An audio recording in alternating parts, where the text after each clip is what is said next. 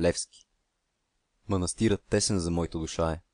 Кога човек дойде тук да се покае, трябва да забрави греховния мир, да бяга съблазни и да търси мир.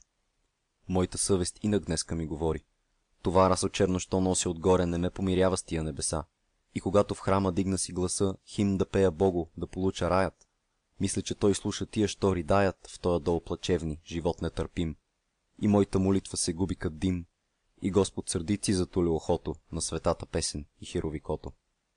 Мисля, че вратата на небесния рай на къде изглеждат никой ги не знае, че не таз килия извожда нататък, че и света шумен пътят е по-кратък, че сълзите чисти, че вдовишки плач, че потът почтенни и на прости урач, че благата дума, че правото дело, че светата правда изказана смело, че ръката братска, без гордост, без вик, подадена скришно на някой клетник, са много по-мили на Господа вишни от всичките химни и тропари лишни. Мисля, че човекът тук на този свят има един ближен, има един брат, от кои се с клетва монахът отказа, че цел по-висока Бог ни тук показа, че не с това расо и не с таз брада мога да отмахна някоя беда от оня, що страда. Мисля, че канонът мъчно ще направи да замъкне стонът, че ближни ми има нужда не в молитва, а в съвет и помощ, когато залитва. Мисля аз и още, че овчарят същ с овцете живее, на пек и на дъжд, и че моите братя търпят и го страшно, а аз нямам нищо, и че то е гряшно. И че ще е харно да оставя вече таз ограда тиха от света далеч и да кажа тайно две-три думи нови на онес, що влачат тежките окови. Рече и излезе. 9 години той изкита се бездомен, без сън, без покой, под вънкашност чужда и под име ново, и с сърце порасло и за кръст готово. И носи съзнание, крепост, светлина на робите слепи в робската страна. Думите му бяха и прости, и кратки, пълни с упование и надежди сладки. Говореше често за бунт, за борба, кът за една ближна обща веселба, часът на която беше неизвестен. Изпитваше кой е сърцат, си реч честен, участник да стане в подвига свят. Всяк един слушател беше мой брат. В бъдещето тъмно той гледаше ясно. Той любеше своето отечество красно. Той беше скиталец и като дете прост, и като учелник живееше в пост. Горите, полята, познати му бяха. Всичките пътеки кракът му видяха. Пустинята знаеше неговия глас. Хижата го знаеше и на всеки час вратата и за него отворена беше. Той се не боеше, под небето спеше. Ходеше замислен, сам си, без другар. Тая зара млад до вечера стар. Одеве търговец, сега просяк дрипав. Кога беше нужно, хром и сляп и клипав. Днес селото глухо, утре в някой град. Говореше тайно за ближний преврат, за бунт, за свобода, за смъртта, за гробът. И че време е вече да възстане робът. Че щастлив е оня, който дигне пръв народното знаме и пролее кръв. И че трябва твърдост, кораж, постоянство. Че страхът е подлост, гордостта пиянство. Че равни сме всички в големия час. Той внасяше бодрост в народната свяст. И всякоя възраст, класа, пол, занятие взимаше участие в това предприятие. Богати с парите, сюрмахът с трудът, умите си глата, учени с умът, а той беден, гол, бос, лишен от имотът, за да е полезен, дал си бе животът.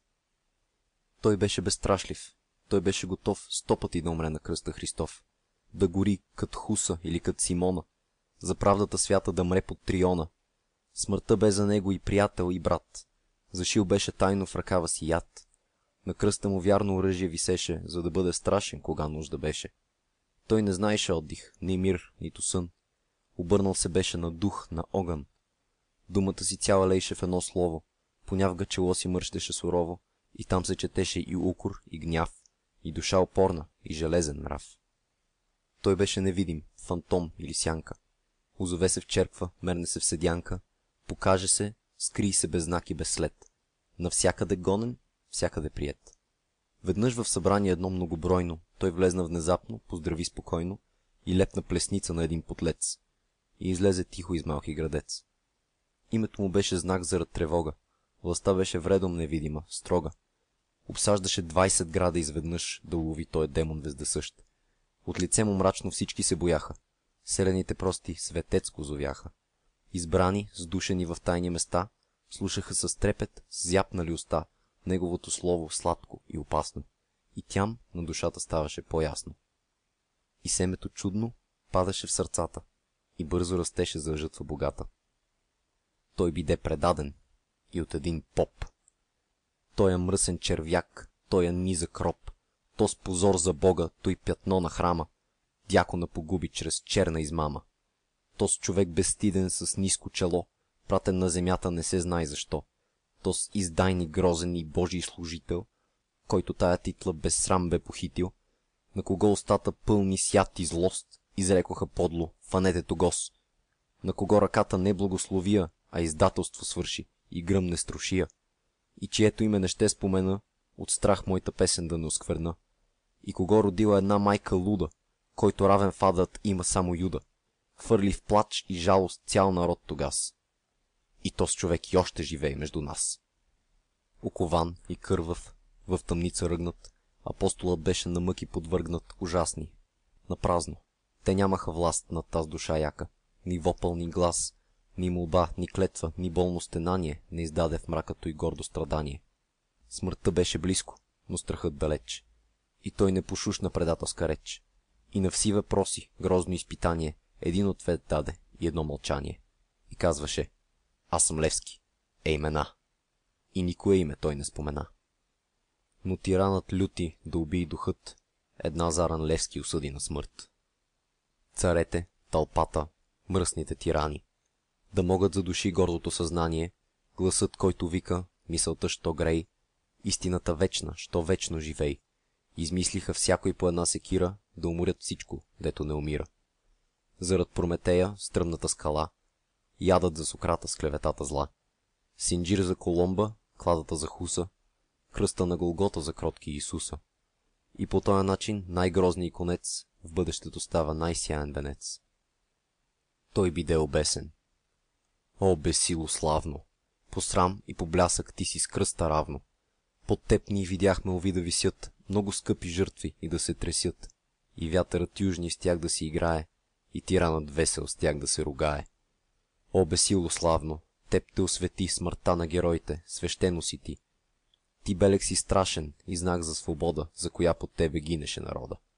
И лъвът, и храбри, и смъртта до днес под тебе безсило правеше ни чест. Защото подлецът, шпионът, мръсникът, в уния дни мрачни, що робство се викат, умираха мирни на своето легло, с продадена съвест, с позор на чело. И смъртта на тебе, о безсилко свята, бе не срам, а слава нова на земята. И връх, откъдето виждаше духът, към безсмъртието, по-прекия път. Край на одата Левски.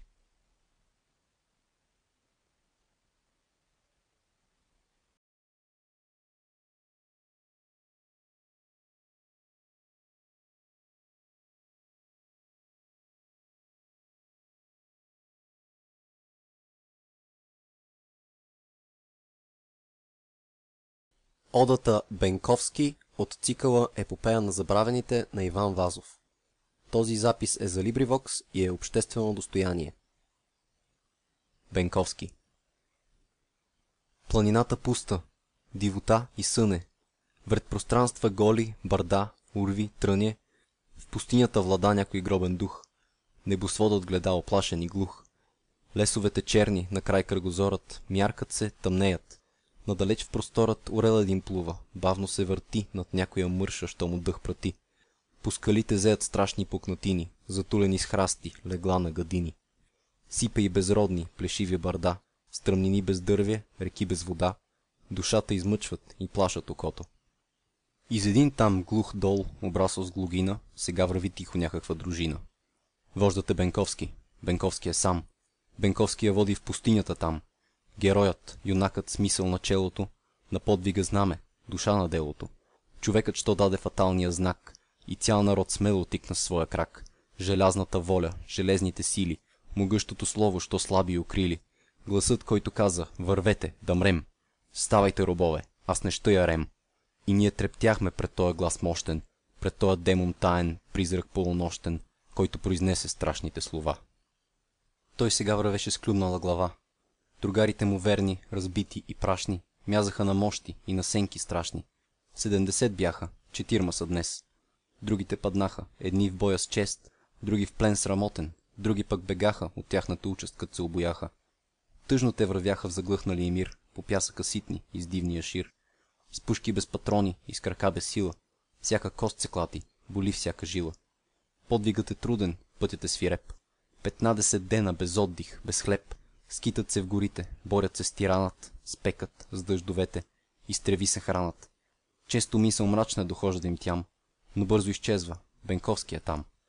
Бенковски ги пази мълчалив и страшен. В бедите поддръжка и пример всегдашен. Той държи, не охка, той е само блед. От време на време издумва напред. И гледа на изток и води ги смело. И бурно се бърчи бледното му чело. В глава му се блъскат мисли цял рояк. И кроежи тъмни, и лучи, и мрак. И ярост отровна кипи му в гърдите. За толкова с нещастия, надежди разбити. За толкова жертви и вяра и труд. Отишли на вятър под натиска лют. И бунтът пред него като облак чуден. Фърчи като от някой ураган прокуден. Накъде отиват? Изведнъж гръм раздаде се силно от ближния хлъм. Кът снопове падат трима другари. Кръв димеща, топла, пясъка прошари. Пушекът се пръсна и гръмът мина, кът напълни сек от цяла планина. Потерята скокна от своята посия и шумно изкряска, смелост уловия. Тя видя един прав, и то кървав, сам. 20 пушки мерят изново насам, готови куршуми и огън да храчат. Предай се, разбойник, извика водачът. Изгънта внезапно загради от връст, сетни и неприятел с жажда за мъст. С радост свирепа, с увереност дива, че вече държи здраво плячката си жива. Тогава ранени и прав, трепетен, див, с поглед безнадежден, почти горделив, с 5 рани с нагата, при прагът на гроба, кът не щя да падне, както пада роба, гръмна се в челото и сред гъсти и дим падна мъртъв, хладен и непобедим. И Хаджилюс Гяр бей, главатарят стари, пристъпи зачуден с хищници другари към таз жертва силна, към тоз горд юнак, който му избягна с такъв славен бяг. Погледна чело му с топла кръв покрито, и очи му страшни, вперени сърдито, и ръка му взела револвера с мощ, като че се готви зарад битка йощ, и уста му бледни, открити към свода, като че ще викнат смърт или свобода, и усети почит, и трепет, и студ, и викна оплашен, кой е тоя луд? Но всички мълчаха. Тогас от земята един труп пошавна, отвори устата, пробуден от сила тайна, непозната, изглас издихайощ, кът ръка простря, Бенковски продума и тихо умря. Край на одата Бенковски.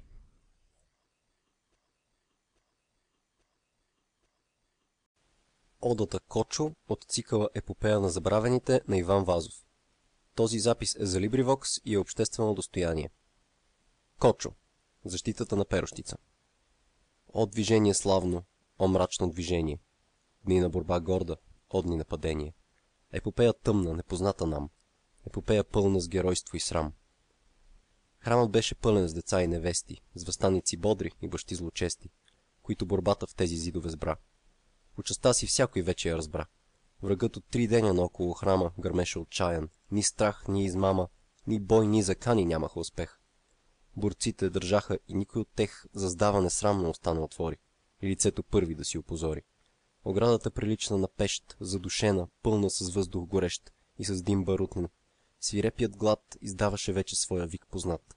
Децата пищяха оплашени, бледни, пред майки убити и трупове ледни.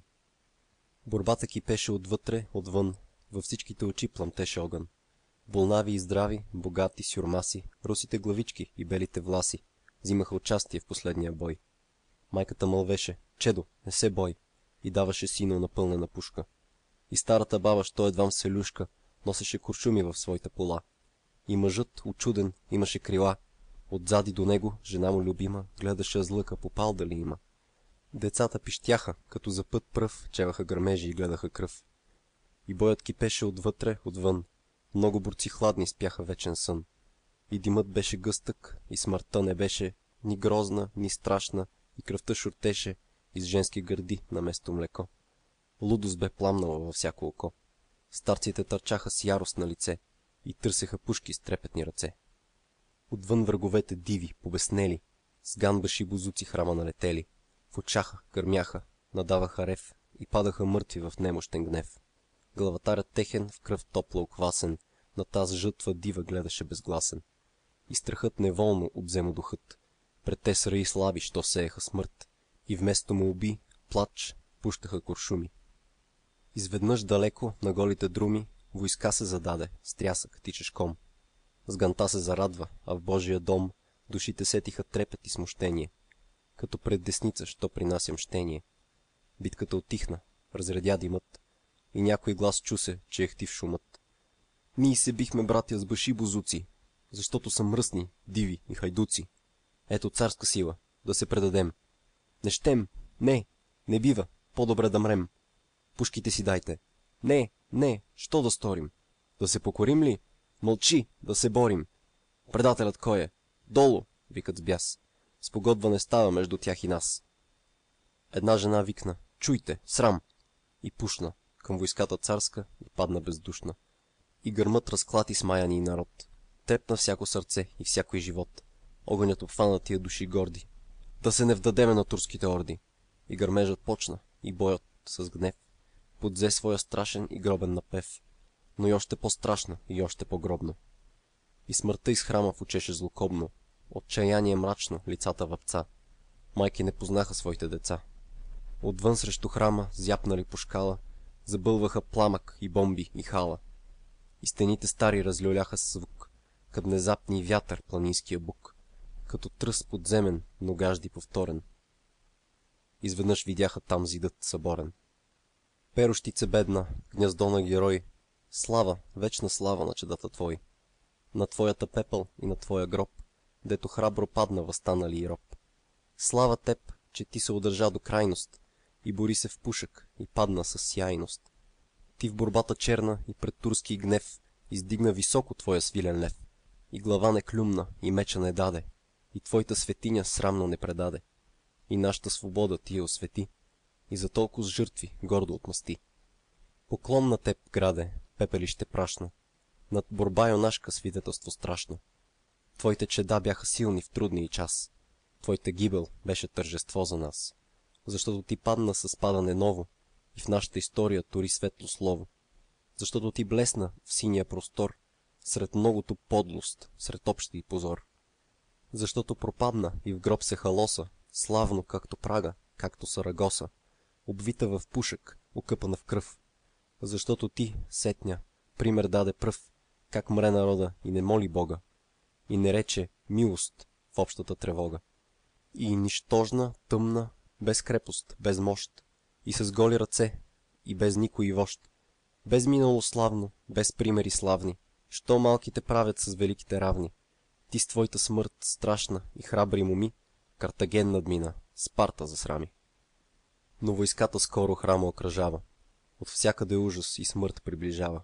Из ганта опита от лакома стръв и гладна за блудство, за месо и кръв, и скърца с зъби. Бомбите трещяха и момите красни с децата пищяха. Слисаните майки с поглед страховит плъскаха глави си оголия зид и падаха. Други с настръхнали власи в своите колене душаха деца си. В тоя миг Кочо, простият чизмар, наранен, отслабнал и бунтовник стар, повика жена си, млада хубавица, награди с детенце с златна косица. И рече: невясто, виж, настая сеч, и по-лошо нещо. Ти разбираш вече. Искаш ли да умреш? И клетата майка, бледна, луда, няма и без да завайка, сложи си детето с трептящи ръце. И като го целуна в бялото челце, застана и рече: то да е отзади, удряй. И Кочо ножът си извади, кървав из гърдии, и чучур червен бликна и затече. И Кочо втрещен погледна детето. То плачеше клето. Майка ти не ще е сама на небето. Рече и замахна, като в някой сън, и възви глава си, пламнала в огън. Главицата падна, трупът се затресе, и кръвта детинска с майчината се смеси. И Кочо пак рече: не остана мощ, но за един удар имам сила йощ. И ножът димещи опря с две ръце, право дето тупа негово сърце. И падна обагрен, грозен, страховит, с отворени очи и с нож забит. И храмът ехтеше от моми, невести, кът падаха в кръвие или в безчестие. И Господ от свода през гъстия дим гледаше на всичко, тих, невъзмутим. Край на одата Кочо.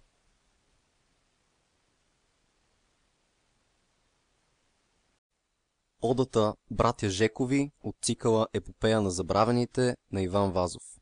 Този запис е за LibriVox и е обществено достояние. Братя Жекови. В една ниска плевня, по тъмната стряха, двамината брати укрили се бяха. Четата отмина. По-старият брат, от треската фанат, разтреперан, бляд, лежеше наголо в ръка с револвера. И той рече слабо: защо тъй трепера? Животът отива, в огън горя. Под таз плевня тясна, страх ме е да мра.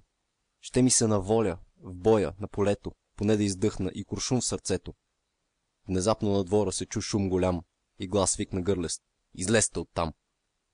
Стопанинът уплашен гости си обади.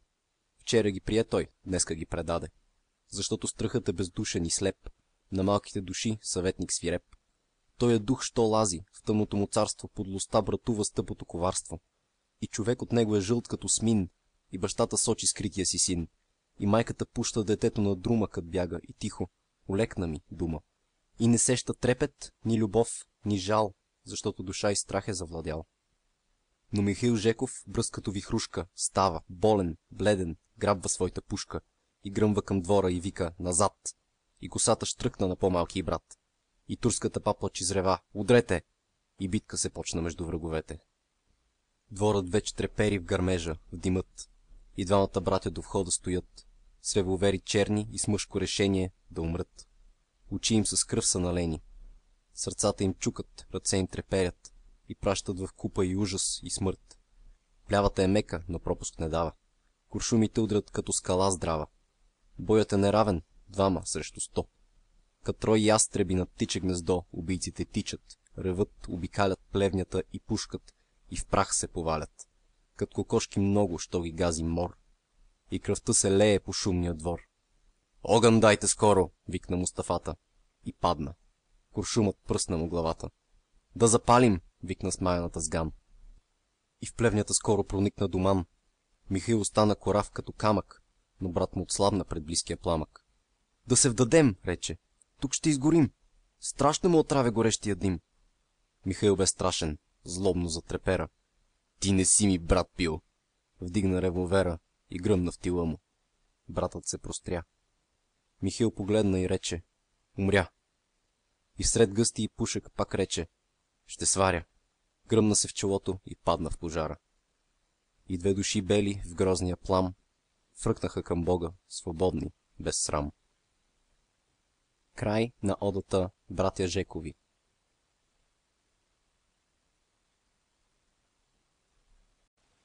Одата Каблешков от цикъла Епопея на забравените на Иван Вазов. Този запис е направен за LibriVox. Всички записи за LibriVox са обществено достояние. За повече информация или за участие като доброволец, моля посетете LibriVox.org. Каблешков.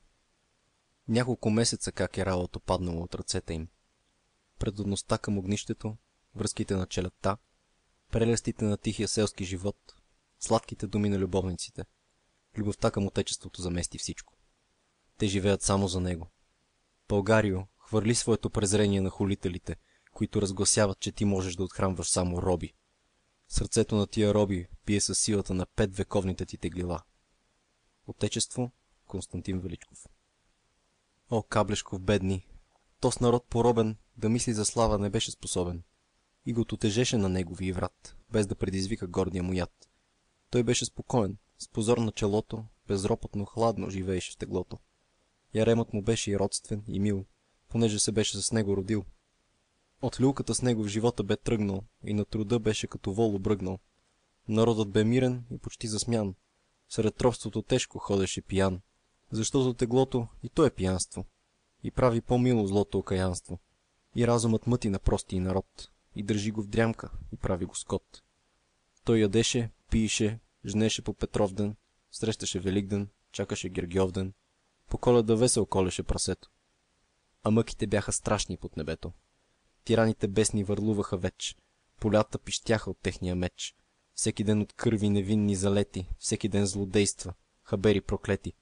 Тук обран търговец, друг ранили зле, там орача кърва в нивата на шле. Някой баща беден на 7 дечица, днес пламнала плевня, утре воденица. Обири и дъждя, грабеж, произвол. Сюрмахът без тряха, орачът без вол остаяха. Турчин безснееше, гладен. Властта беше глуха и съдът продаден. И нищо по-друго.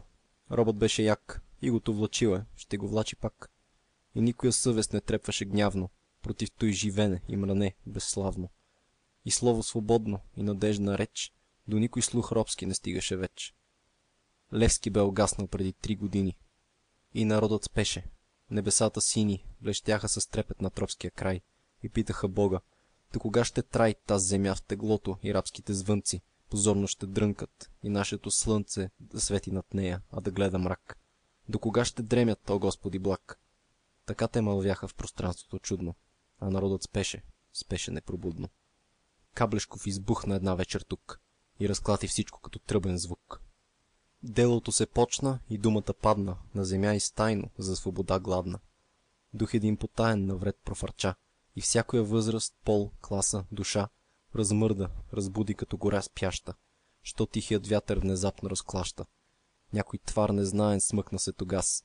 Сърцата стеснени сетиха за в час, че стават големи и тупат по-силно, от някакво чувство велико, умилно. И рабското иго стана изведнъж несносно и страшно. Всякой стана мъж. Идеята бърже поникна, порасна, и като от изток зората прекрасна облада душите с новия си жар. Всякой беше бодър, як, слаб, млад и стар, богати и бедни под покрива сламен. Всичките горяха от същия пламен и бързаха нещо да направят там. От толкова търпение усетиха срам. Всичко кипеше, великото слово на сърцата даде биене по-ново. Прежната апатия и хладност и сън сега бяха треска, живот и огън. Усилия, мисли, желания скрити към една се точка опътиха всите и преображение внезапно стана. И бащата смаян сина не узна. Младежът забрави шума, веселбите и фана да дири места по-закрити, за срещи потайни. И прости чизмар въз стола четеше вестника с жар, с глава подпряна с изпуснато шило, и друг път сърце му не бе така било. И скромният учител в своя урок фана да загатва за тиран жесток и речта свобода да повтаря по-често. И всяко сърце и време и место духът на борбата изпълваше веч. За друго тогава не ставаше реч. Враждите престаха и любов безкрайна свърза в едно всички като велика тайна. Всякой бе приятел, всякой беше брат. Забравиха всичко, щото бе отзад. Зависти, раздори и минало мрачно. Като чрез слияне свещено и брачно всички се сдушиха и с веселба решиха се вече за смърт, за борба. Едно дело общо, едничка цел свята, вдъхваше душите, сгряваше сърцата. Въодушевление нечуто за в час смая всеки разум, опи всяка свяст. Народът живееше с чувство само. Свободата беше пленила ума му. Той се бе усетил изведнъж голям и готов за бунта, и храбър, и сам. И колосът турски с грамадна си сила бе за него нищо, империя гнила, способна да рухне при първия крак. И тъмна надежда и сладостен мрак затуляха всичко. Бъдещето бурно се криеше още в небето лазурно. Явен беше само един идеал, от мечти и светлост образуван цял. И всичко се друго губеше в мъглата. Лудостта владееше умът и главата. От другаде подтик приемаха вече. Борбата бе близко, близкото далеч. Очите с очите се срещаха скришно, и да се разбират словото бе лично. Тайната бе обща, мракът и нощта свидетели бяха на много неща. И като някой демон подземен и мощен, чукът на ковача не спираше нощем. Желязото меко и светлия жар излизаше утром на лъскав ханджар. Младите крояха опинци хайдушки, продаваха всичко, купуваха пушки. Търговците бледи в застоя голям, оловото само продаваха там.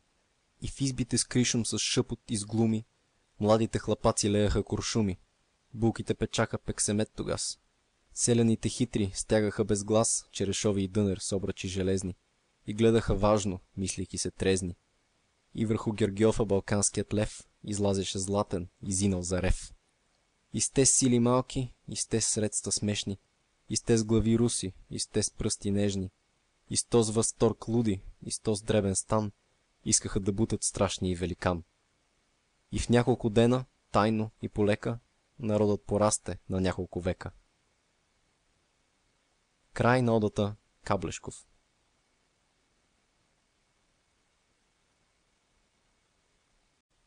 Одата Паисий от цикъл Епопея на забравените на Иван Вазов. Този запис е за LibriVox и обществено достояние. Паисий. О, неразумне и юроде! Поради що се срамиш да се наречиш българин? Или не са имали българе царство и господарство? Ти, българино, не прелъщай ся, знай свой род и език. Пъйси, 1762. 120 годин тъмнини дълбоки.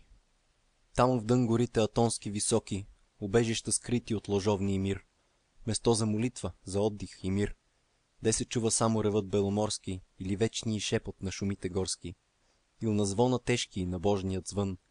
В скромна килийка потънала в сън, един монах тъмен, непознат и бледен, пред лампа жумеща пишеше наведен. Що драскаше той там умислен един? Житие ли ново, нов ли Дамаскин, зафанат от дълго, прекъсван, оставян, и пред кандилото сред нощ пак залавян. Поличби ли Божи записваше там? Слова ли духовни измисляше сам, за в чест на някой славен чудотворец, египтянин, елин или светогорец? Що за той мореше с тоя дълъг труд? Ил бе философ? Или беше луд? Или той канон бе тежък и безумен, наложен на него от строги игумен? Най-после отдъхна и рече: конец. На житие ново аз турих венец.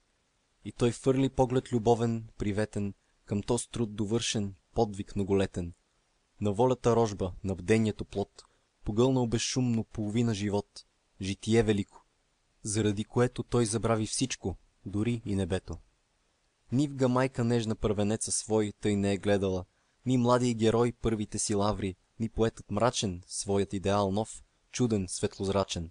И кът някой древен библейски пророк, ил на Патмос дивни и пустинни къстрок, кога разкрива е възгладката кожа, тайните на мрака и волята Божа, той фърли очи си, разтреперан, бляд, към хаоса тъмни, към звездния свят, към бялото море, заспало дълбоко, и вдигна те с листи и викна високо: от днеска нататък българският род история има и става народ.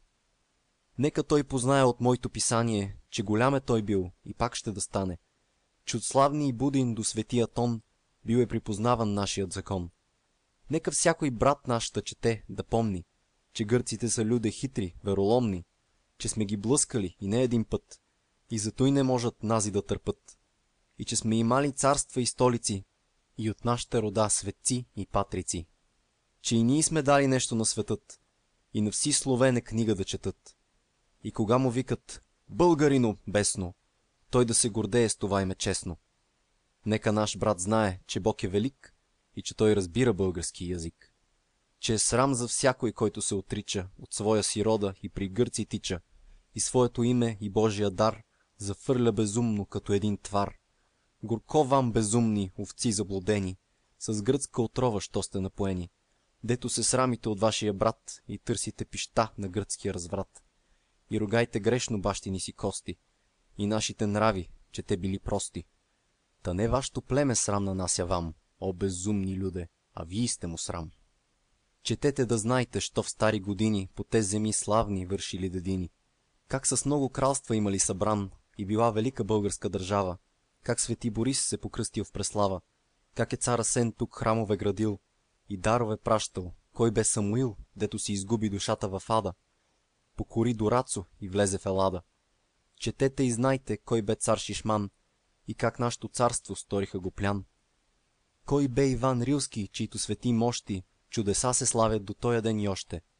Как се Крум през славни с Никифора би и из черепа му руйно вино пи. И как Симеон цар угрите прогони и от Византия приема поклони. А той беше учен, философ велик и не се срамеше от своя език. И кога нямаше кого да надвива, той пишеше книги, за да си почива. Четете и знайте, що съм аз писал, от много сказания и книги събрал. Четете, о братя, да ви се не смеят и вам чужденците, да не се гордеят. Нави моята книга, тя е вам завет. Нека се преписва и множи без чет, и пръска по всички поля и долини, де българин страда, въздиша и гине. Тя е откровение, Божа благодат. Млади и прави мъдър, а стария млад. Който я прочита, няма да се кае. Който знае нея, много ще да знае. Тъй мълвеше то с мъж, в килията скрит, с поглед умислен, в бъдещето впит, който много бдения утринни пропусна, но пачето перо нивга не изпусна. И против канонът и черковни извън, работи без отдих, почивка и сън. Тъй мълвеше преди 120 годин, тоз див светогорец за рая негоден, и фърляше тайно през мрака тогас най-първата искра в народната свяст. Край на одата Паисий.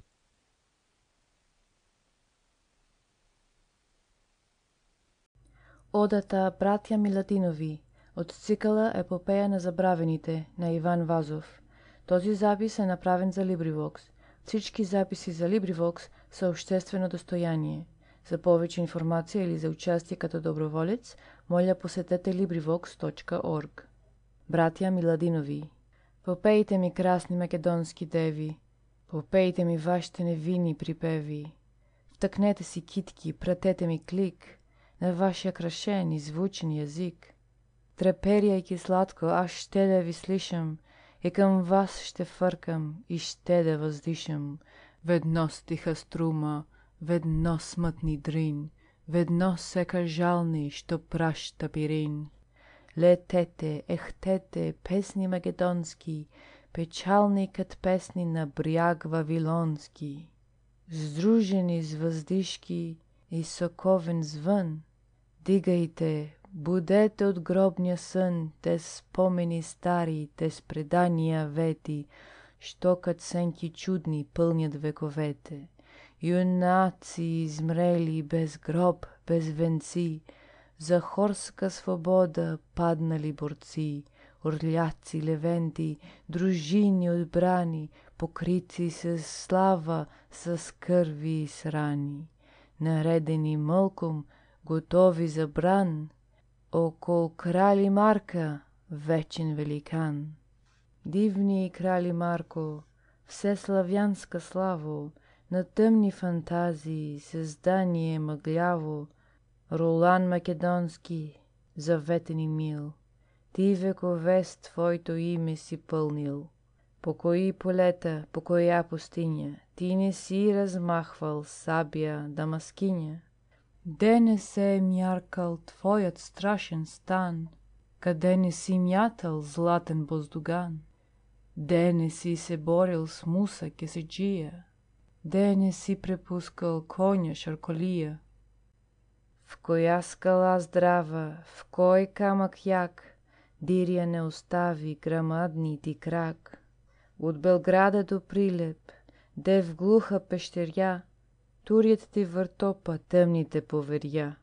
До Кукуш печални и до Хеликон, призракът се носи на черния ти кон, и се мярка твоята неизмерна сенка. Коя ли бе тая баснословна ненка, що откърми тоя дивен изполин, с един крак на Емус, с други на Пирин? Летете, о песни, спомени големи, въздишки последни за бившето време. Пейте ги, девици, при Пинди, при Шар, пейте ги при Струга, град хубав и стар, дето се родиха двата Миладина, на Македония двата верни сина. В влажни тъмници, пълни с мрак, вони, помежду вековни и потни стени, гниеха два братя, вълкови два роба, кът два живи трупа, фърлени в два гроба. Векове минаха, от слънце заря, нито от надежда до тях не огря. Проклети бъдете, о тъмници влажни, колко ви изтопихте сърца, сили, снажни, колко зли насилия, жертви, младини, погълнаха вашите смрадни глъбини. Димитрий бе влязъл пръв у своята бездна, Константин по-после кът него изчезна, защото в един век за правдата глух разбуждаха смело народният дух и на братя, родни чрез родното слово, те готвеха битви и бъдеще ново, защото те първи усетиха срам, той велико чувство и в глухия храм. Сториха да екнат химни ясни Богу на язик погребан от векове много, защото казаха: народ сме велик и Господ познава нашият език. И викнаха силно: мрази ме хомотът, позорен и мръсен на фанариотът, защото смеяха, без да ги е страх, са силни да се борят и не бе ги грях. да пропаднат жертви заради народа с тия сладки думи. Наука, свобода, защото сбираха песни по цял край, тъй както при Тунджа момите през май триндафили сбират и в кошници гуждат, затова по-рано от сън се събуждат, защото увиха китка миризлива от здравец и росен и от класна нива, защото от всите гори и реки, седенки и сватби, хора и тлеки, напевите сбраха, въздишките сляха, на седата старост в памета копаха, защото струпаха в един общи тон всичко, що бе отзив, припев, звук и стон. Затова една нощ патрикът нахлузи своето черно расо и злобно каза: за тез два хайдука трябват железа. И ето защо са днеска оковани и в тия тъмници живи закопани. Дълго те търпяха, тъмничният смрад отравяше бавно животът им млад. Внезапно известие за милост достава и Фенер, котило на ехидна раса, гнездо на кощунство, на леност, на блуд, Фенер, по срама си позорно прочут.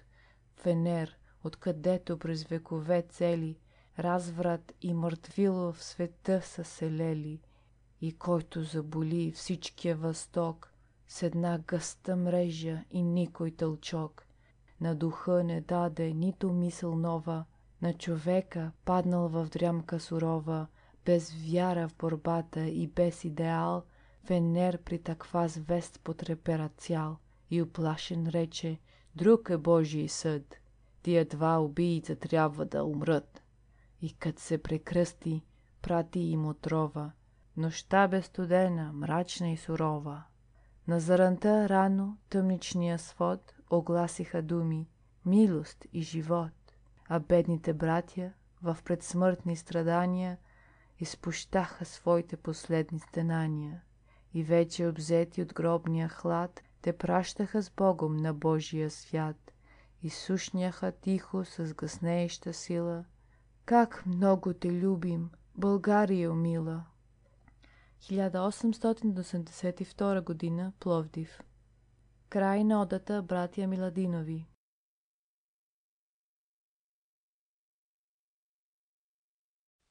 Одата Раковски от цикъла Епопея на забравените на Иван Вазов. Този запис е за LibriVox и е обществено достояние. Раковски. Мечтател безумен, образ невъзможен, на тъмна епоха син бодър, тревожен. Раковски, ти дремеш под бурен гъст, из който поглежда полущупен кръст. Син, дреми, почивай, ти, който не спеше. Ти, кой беше вихър, котел, що кипеше над някакъв злобен, стихиен огън. Спи, кой ще разбужда вечния ти сън? Природата веща беше се сбъркала, тя от теб да стори гений бе искала, затова в глава ти като в една пещ фърли толкова с пламък и възторг горещ. Но друг таен демон се намеси тамо, ти стана създание от крайности само.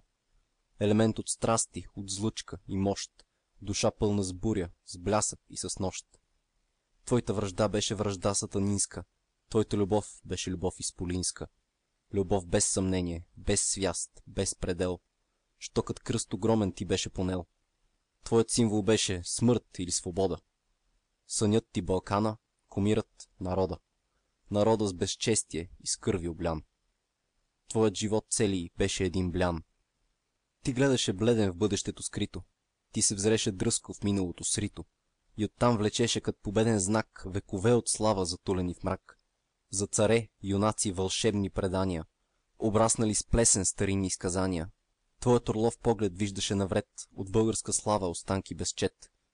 И в тъмна ни древност, бездънна провала, ти вкарваше смело вселената цяла. Нищо невъзможно за теб не оста. Ти даваше образ на всяка мечта. На неми загадки, свинкси безответни, предлагаше твоите въпроси заветни. Историята, мракът, времето, редът не значиха много в големи ти път. Ти иска да бутнеш от дух безпокоен, нещастен мечтател, апостол и воин. В един час делото на 5 векове. Чухме ние твоите горди викове. Когато при Сава и при Дъмбовица викна пръв: свобода, сияйна е зорница. И ту с перо остро, ту с гореща реч, надеждите сейше, наблиз и надалеч. Един само буден сред толкова спящи, ти един за всички като демон бдящи, работи, бори се, с треска, вълнова. Тук мъдрец замислен, там луда глава. Мрачен узник в Стамбул, генерал в Балкана, поет и разбойник под съща премяна. Мисъл и желязо, лира и тръба. Всичко ти бе вкупом за една борба. Историята има да се позамисли, в кой лик безсмъртен тебе да причисли. Ти умря. И пътят към гроба ти ням, обрасъл е вече с бурен голям. И прахът ти гние без сълзи набожни, не зарасна само герой от тревожни.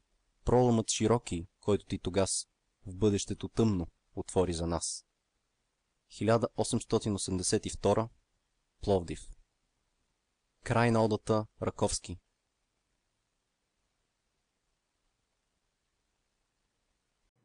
Одата Караджата от цикъла Епопея на забравените на Иван Вазов.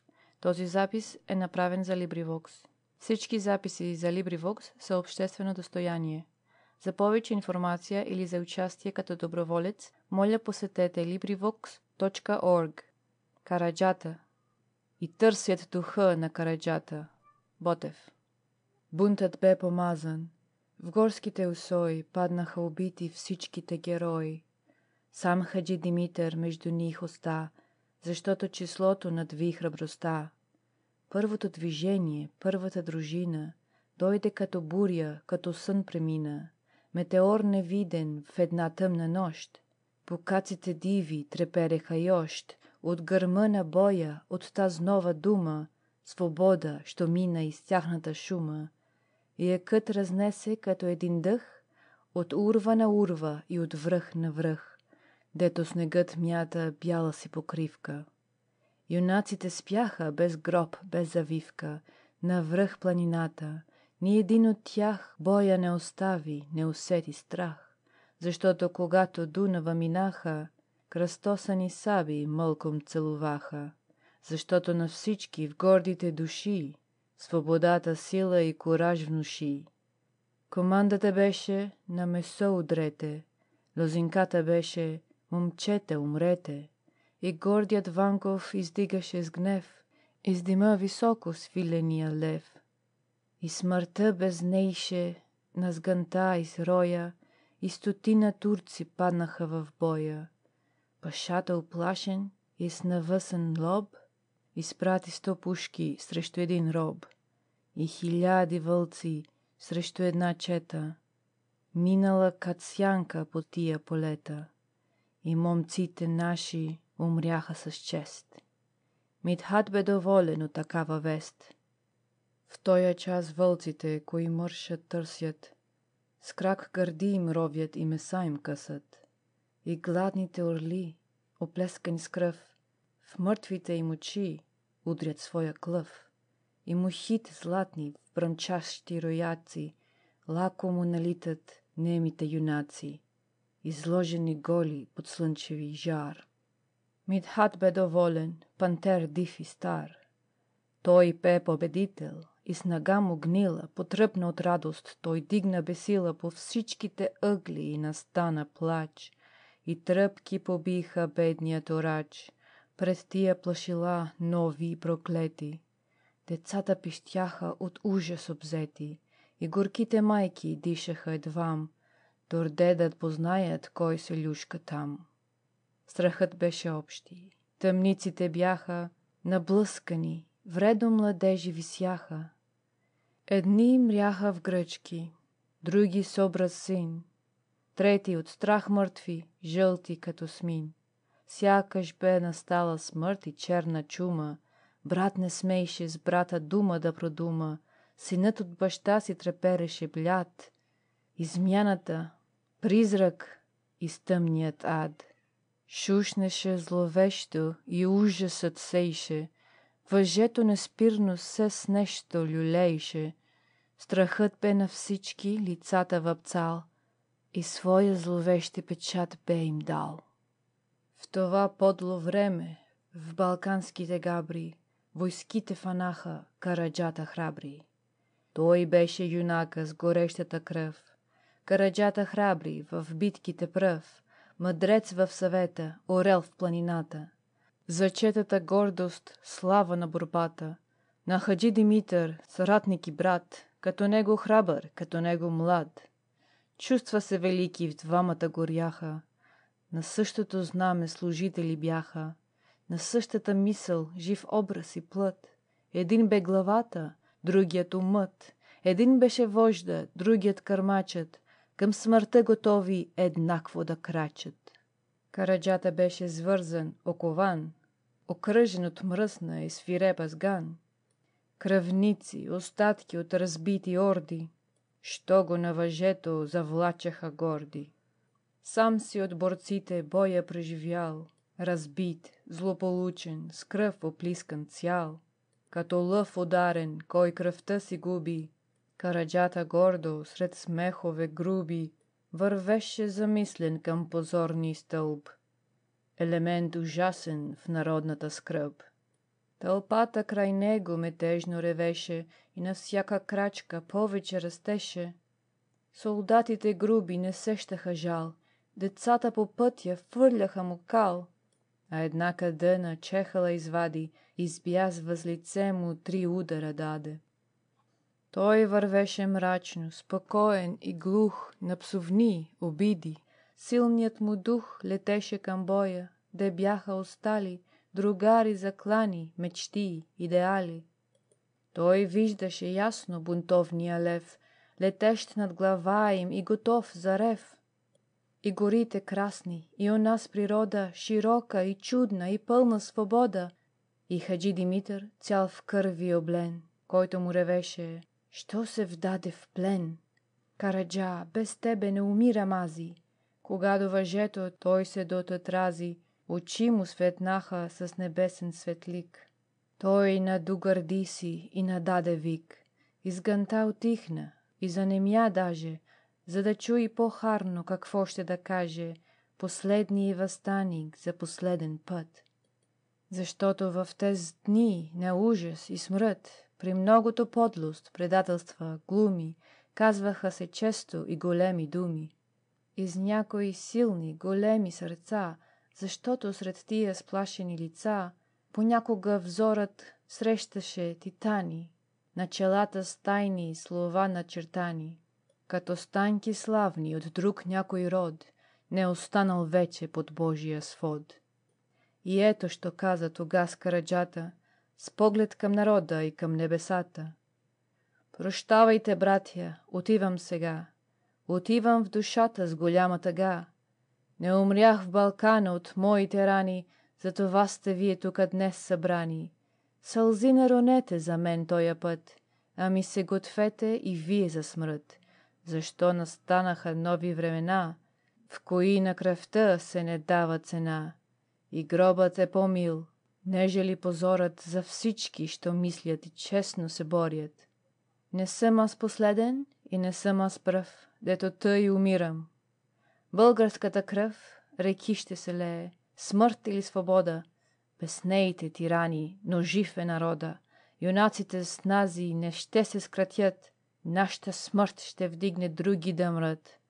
За 1 за 2 1000, чуйте ме, тирани, ние сме племе младо, искаме свобода, няма да се спрем, ще се борим с вази, ще морим, ще мрем, да пак да възкръснем.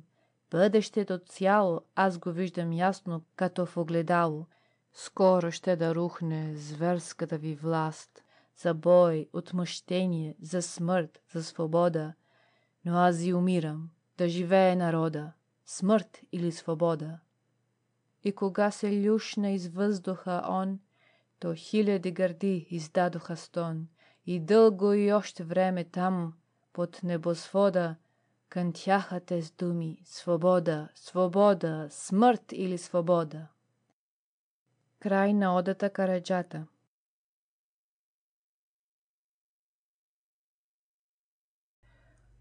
Одата 1876 от цикъла Епопея на забравените на Иван Вазов.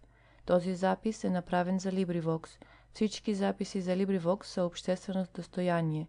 За повече информация или за участие като доброволец, моля посетете LibriVox.org. 1876. Брат Сикова падна подир славни битви. Както вред, борбата почена с молитви, с надежди и песни, и свърши с погром. Батак се предаде, уви, пълзешком. Копривчица легна при първата буря. Топът черешови не спаси клисура с високите урви. Бледната зора видя в кръв и в пламък средната гора. Панагюрци храбри след 10 дни горди откриха вратите на мръсните орди. Каблешков, героят, таз душа вулкан, биде фанат пленник чрез един аркан. От селяне прости и лъвът Бенковси, туй смешение, страмна от Левски и Раковски, загина юнашки въз една река. Издаден не казвам от коя ръка, защото срамът ми изгаря челото. Борба страховита, в която числото надвина възторга, та сплява, то с дим. Ударът бе тежък и неотразим. Бунтът се удави в паника ужасна, де всичко високо падна и угасна. Инстинктът на роба обади се пак, с всички си ужас, с всички си мрак. И падания бързи, и измени нови, стиден плод на дълго влачени окови, върлиха в борбата своя вечен срам. И тази епоха на кръв и на плам, през всички епохи и през вековете, ужасна и мрачна, в хаоса ще свети, растеща всечасно в по-голем размер, и ще фърля вечно като облак чер въз нашата история една сянка тайна от кръв и позори и слава безкрайна. Край на одата 1876. Одата Волов от цикъла Епопея на забравените на Иван Вазов. Този запис е за LibriVox и обществено достояние. Волов. Те бягаха бледни пред дивата сган. И Волов, юнакът, цял в кърви облян, извика: О Боже, о адска измама! Подвигът пропадна и надежда няма. Къде да се скрием от безславната смърт? Балканът. Аз нямам завази, ни завет, ни път. Градът. Аз имам бесила. Хижата. Аз имам проклятия. Янтра. Елате нещастни в моите обятия. Пловдив, ноември 1883. Край на одата Волов.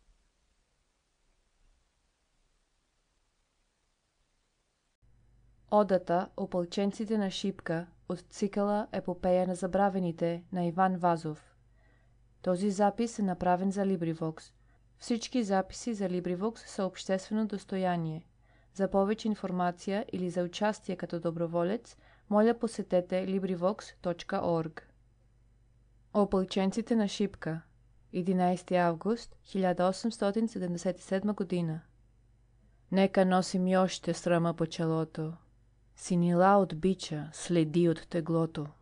Нека спомен люти от дни на позор да висне като облак в наши кръгозор.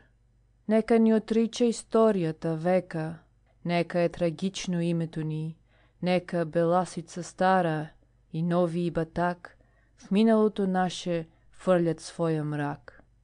Нека да ни сочат с присмихи обидни, счупените окови и дирите стидни, по врата ни още от хомота стар.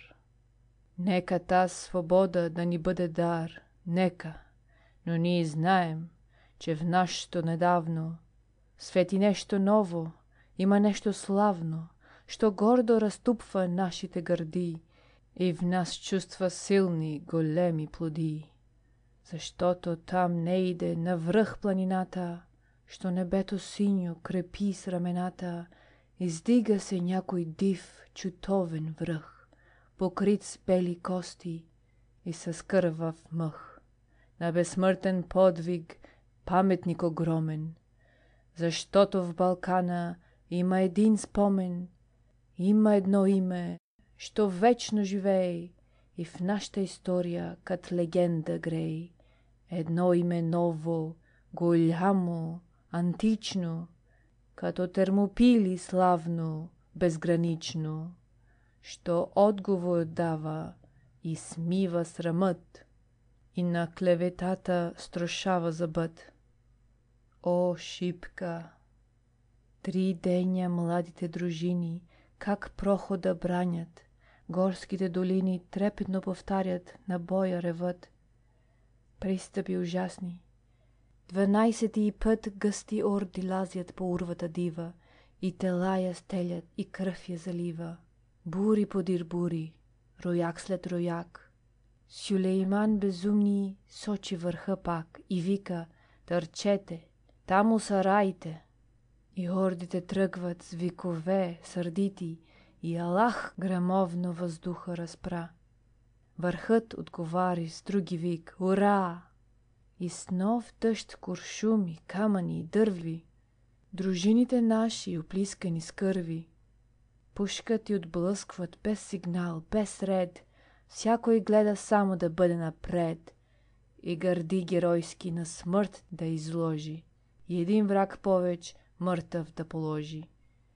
Пушкалата екнат, турците реват, насипи налитат и падат и мрат, идат като тигри, бягат като овци, и пак се завръщат, българи и орловци, като лъвове тичат по страшни редут, не сещат ни жега, ни жажда, ни труд. Штурмът е отчаян, отпорът е лют, 3 дни вече се бият, но помощ не иде, от никъде взорът надежда не види, и братските орли не фърчат към тях. Нищо, те ще паднат, но честно, без страх, кат шепа спартанци под сканта на Ксеркса. Талазите идат, всичките на Штрекса, последният напън вече е настал. Тогава Столетов, наши генерал, ревна гороломно: млади опълченци, венчайте България с лаврови венци. На вашата сила царят повери прохода, войната и себе дори. При тез думи силни, дружините горди очакват геройски душманските орди. Бесни и шумещи, о, геройски час! Вълните намират канарито газ. Патроните липсват, но волите траят. Щикът се пречупва, гърдите остаят, и сладката радост до крак да измрат пред цяла вселена на то славен ръд, с една смърт юнашка и с една победа. България цяла сега нази гледа. Той е връх висок е, тя ще ни съзре. Ако би бегали, да мрем по-добре. Няма вече оръжие, има хекатомба. Всяко дърво мече, всяко е камък бомба, всяко нещо удар, всяка душа плам. Камъни и дърве изчезнаха там. Грабайте телата, някой си изкряска, и трупове мъртви фръкнаха завчаска. Кът демони черни над черни рояк, катурят, струпалят като живи пак. И турците тръпнат, друг път не видели, ведно да се бият живи и умрели. И въздухът цепят с демонски вик, боят се обръща на смърт и на щик. Героите наши, като скали твърди, желязото срещат с железни си гърди. И фърлят се с песни в свирепата сеч, като виждат харно, че умират веч. Но вълни по-нови от орди дивашки гълтат, потопяват орляка юнашки. И още миг ще падне заветният хълм, изведнъж Радецки пристигна с гръм. И днес и още Балканът, щом буря зафаща, спомня тоз ден бурен, шуми и препраща славата му дивна, като някой ек, от урва на урва и от век на век. Пловдив, 6 ноември 1883 година. Край на одата Опълченците на Шипка, край на епопея на забравените от Иван Вазов.